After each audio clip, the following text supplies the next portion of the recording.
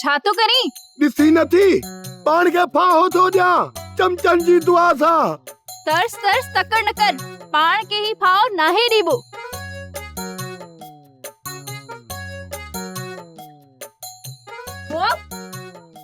छा तो करी? उन करे ॾियां थो जो मुआरी दाल सदोरी भॼी वई आहे चमचनि जी दुआ सां। फाओ खाइण सां छा सदोरी मोटी ईंदी? उहा त मूंखे ख़बर कान्हे, चमचनि जी दुआ सां। वो फाओ खाइण में कहिड़ो फ़ाइदो? हा इहो तूं सोचियो ई कोन। भला तोखे चयो के आ त तू फाओ खा? इहो बशू मवाली इने चयो त तुआरी दाल भॼी वई आ, पर मूं चयोमांसि भॼी कान्हे वई, लिकी वई आ। उन चयो ॿुॾी वञी मर। पहिरियां कोशिशि कयमि, पर पाणी कहिड़ी ख़बर थधो हुजे या कीअं या वॾो हुजे। पोइ सोचियमि इहो कमु सही न आहे।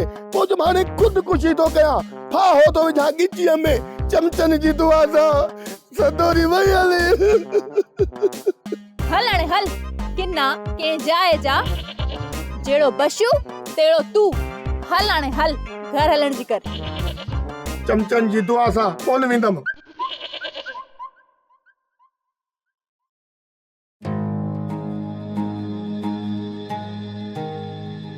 कीअं पुछांस त सदोरी गुम थियण खां पोइ ॻोठ वारनि परो जो रिएक्शन कहिड़ो आहे, शक कंहिं ते अथनि। अधी ॻोठ में सन्नाटो लॻो पियो आहे, कुझु थियो आहे छा? छा तोखे ख़बर न आहे?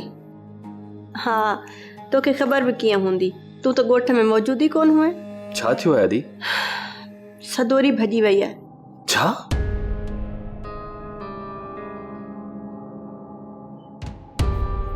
सदोरी भॼी वई? अञा तूं पियो चवीं त सदोरी सां शादी करा। शुक्र आहे अल्लाह जो मूं तुंहिंजी शादी सदोरी सां कोन कराई। जेकॾहिं मां तुंहिंजी शादी सदोरी सां करायां हा न त अॼु न ॻोठ में असां कंध खणी हली बि न सघूं हा। बेशरम बेहया छोकिरी, न भाउ जो ख़्यालु कयईं न वरी पंहिंजे पीउ जो। इहो त ॾाढो ग़लति थियो अधी। ग़लति थियो आहे, तमामु घणो ग़लति थियो आहे।